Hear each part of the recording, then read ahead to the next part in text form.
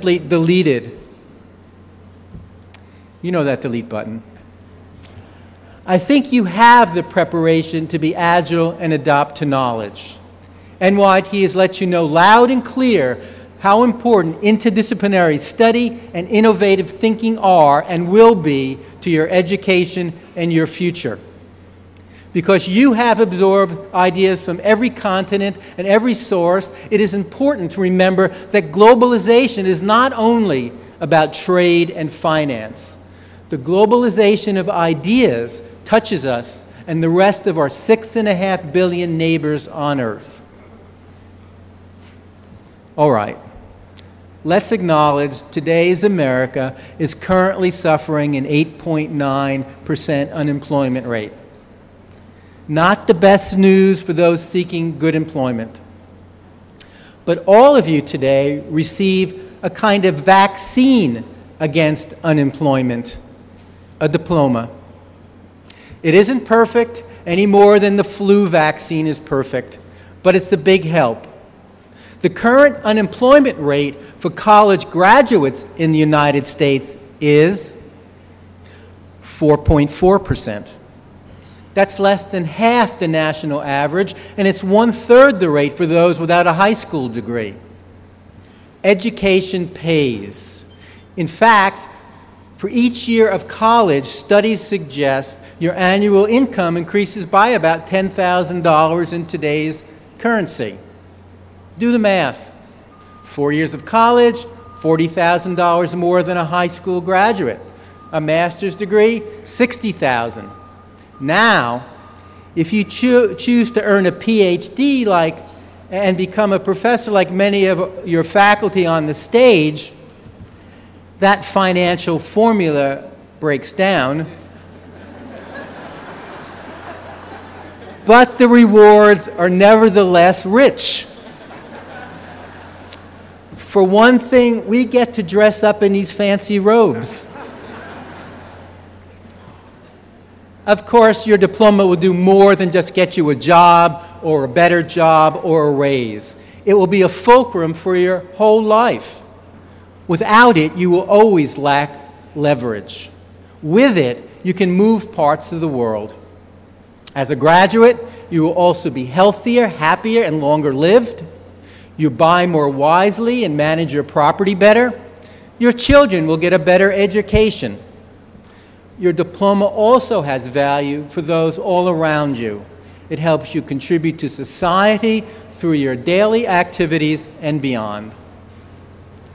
Your diploma matters because knowledge capital matters. Think of knowledge capital as a compass that points towards solutions. It is deep information. It's also a treasure that becomes part of you.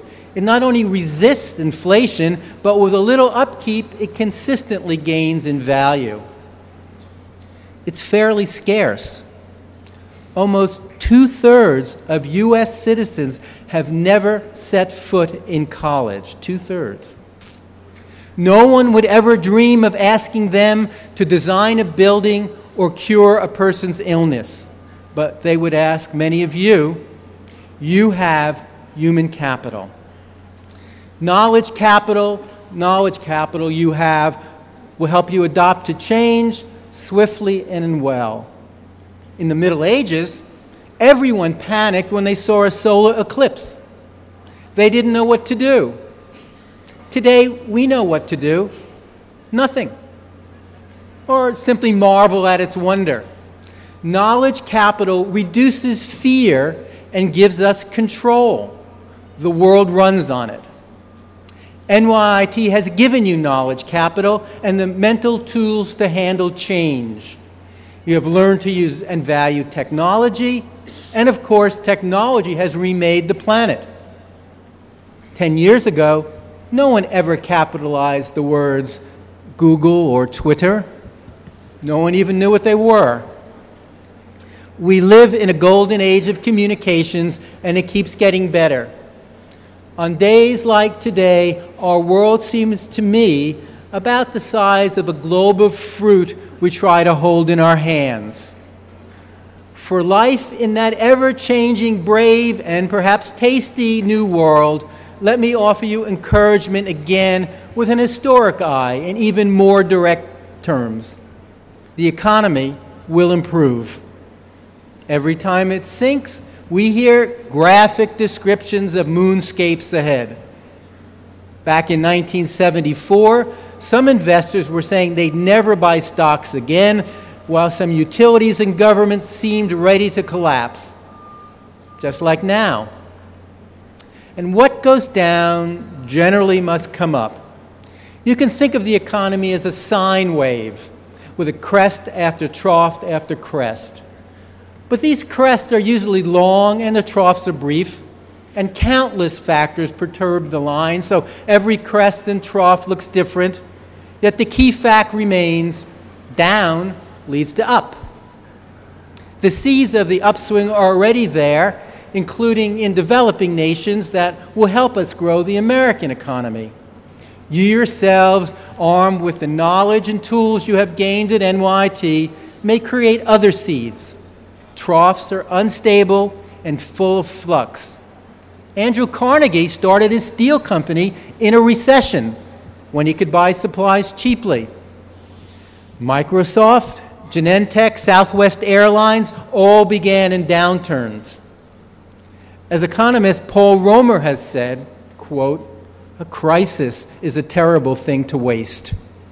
Downturns clear away the unprepared and make room for new ideas, and they lead to structural change. Already, the Wall Street of a year ago is a memory, the auto industry is in metamorphosis, and the push to new forms of energy is unstoppable. Out there, the empires of the future are opening up. You can enter them now and grow with them."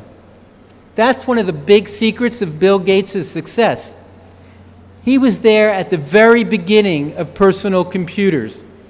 He worked in a tiny Albuquerque, New Mexico company that programmed computers first, and he never let go. Healthcare and education, which focus on the world's older citizens and the younger ones, are also doing well. The latest labor statistics reveal they gain jobs, and the current U.S. budget will help them further by expanding health coverage and college loan programs. And as the current trough disappears into the past, analysts say there will actually be a shortage of white-collar workers. Baby boomers will retire, and we won't have enough professionals to replace them. In the end, your challenge may not be finding work, but finding enough people to work for you. Finally, let me conclude by sharing the simplest of advice, but hardly simple-minded ideas.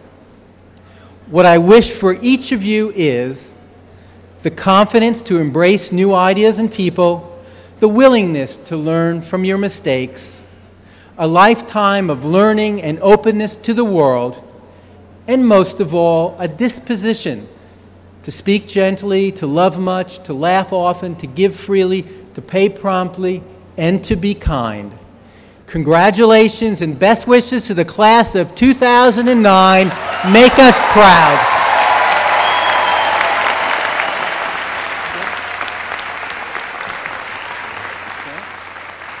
Ladies and gentlemen, once again, Linda Davila.